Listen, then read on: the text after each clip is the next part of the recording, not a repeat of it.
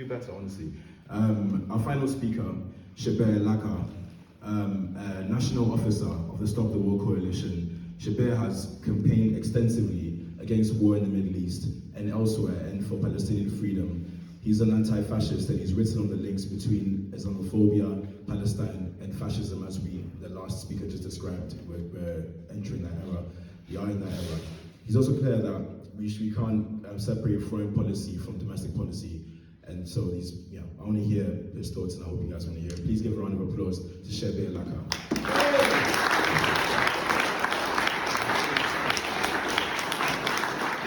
Thanks very much. Thank you. Is this on? Yeah.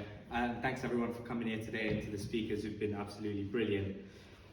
In February, Keir Starmer announced a £13 billion increase in so-called defence spending, raising spending on the military to 2.5% of GDP, with plans to raise it to 3% of GDP by the next Parliament. You've got the cue. The day this announcement was made, the stocks of arms companies shot up, and the CEO of BAE Systems boasted that his company was well placed to capture this extra spending. Within a few weeks, Labour announced an at least £6 billion cut to personal independence payments and universal credit eligibility for disabled people, as we've heard. A tough choice, apparently, to fund the rise in military spending. And the other part of the funding, as Ruth said, will come from the drastic slashing of international aid, which will cause the collapse of vital services for some of the poorest people in the world. People who are poor, by the way, because this country has bombed the living daylights of their country, or has strangled their economies with our neo-colonial economic policies. And what else can you call this except a robbery of working class people to line the pockets of arms dealers and military contractors? It is a direct funneling of money away from saving lives to taking lives on an industrial scale. And this is not a fact that is lost on people. After a huge protest on Budget Day led by Deepak and Stop the War outside Downing Street, the Metro's front page read "Anger at Starmer's Labour's warfare state." An ITV News strapline read "Welfare versus warfare." This is in the mainstream press, who are by no means sympathetic. Because this is no longer an abstract argument about choosing to spend money on war instead of welfare and public services, although that has long been the case. Military spending for decades has been the only section of public spending that has been inflation-proofed and protected from austerity. But now Labour has made it absolutely concrete, direct and open. And Starmer's decision to increase military spending when he did and by how much he did was a desperate attempt to grovel at the feet of Donald Trump, who he met a few days later in what was honestly a pathetic sight. Shame. And Britain was still slapped with a 10% tariff, by the way, so much for that. But Starmer's move was also just as much about bolstering the special relationship with the United States and NATO, and a display of a commitment to US imperial interests through championing militarism across Europe and pledging to continue fueling the war in Ukraine, regardless of the cost of Ukrainian lives or the working class people, disabled people and starving children that he is robbing here. And the solution, by the way, for young people who are unemployed and having their benefits cut and their prospects shattered, according to one Labour minister, was that they should join the army. This is a wholesale drive to more militarism and massive rearmament. The result of Starmer's cheerleading has been an €800 billion increase in military spending in Europe. We've seen Finland withdraw from the landmine treaty.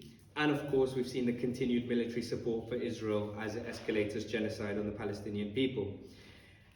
And the government has again made tangible how the Western-sponsored butchery in Gaza is completely part of its imperialist project more broadly, when currently is defending its position in the High Court to continue supplying the parts of F-35 fighter jets that Israel is using, and their defense is that maintaining the supply of those F-35 fighter jets is more important than stopping a genocide, because that supply chain is of paramount importance for NATO and the war in Ukraine.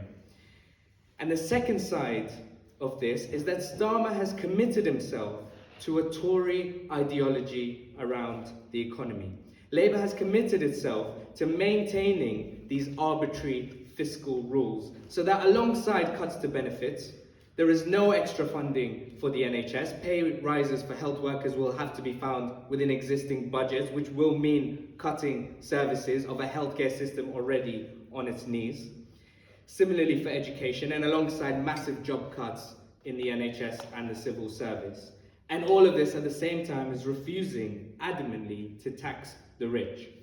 I heard a couple of weeks ago at another meeting an incredible fact that a one-off 2.5% wealth tax on just the 50 richest families in the country could fund the entire healthcare budget and half the education budget, and those 50 families will be richer 1 year later.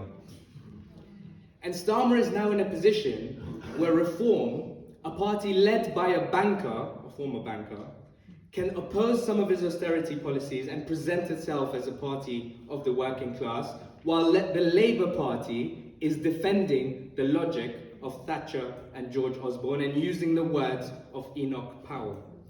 It's astounding and an absolute gift for the far right. But amidst what might seem like a hopeless situation, let's not forget this.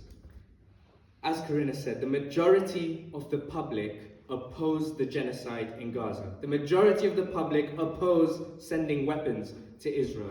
A large proportion, at least, of the public oppose cuts to disability benefits, cuts to winter fuel payments. They support taxing the rich, support nationalisation, support spending on public services. And that is a huge constituency for us to build in and mobilise. And our urgent task, as I see it, is not necessarily to convince people that austerity is bad, or that killing Palestinians is bad, because they already agree. But what we need to do is show them that collective struggle, that our movement on the streets, that the labour movement in the workplaces can push the government back and can build an alternative. It's our job to show people that Reform is not the opposition, striking bin workers are. Reform is not the opposition, disabled people are. Reform is not the opposition, we collectively and united are. And the fact that the government has now retreated on winter fuel payments, it's talking about tweaking its cutting of disability benefits, its position of uncritical support for Israel has completely collapsed, and none of this is nearly far enough to solving the problems that we have. But it does show that they are on the back foot and they are responding to pressure. So we need to continue escalating the Palestine movement and make sure that the march on the 21st of June is with the same strength and vigor that it was 2 weeks ago. And we need to make sure that the 7th of June People's Assembly demonstration next week is absolutely massive.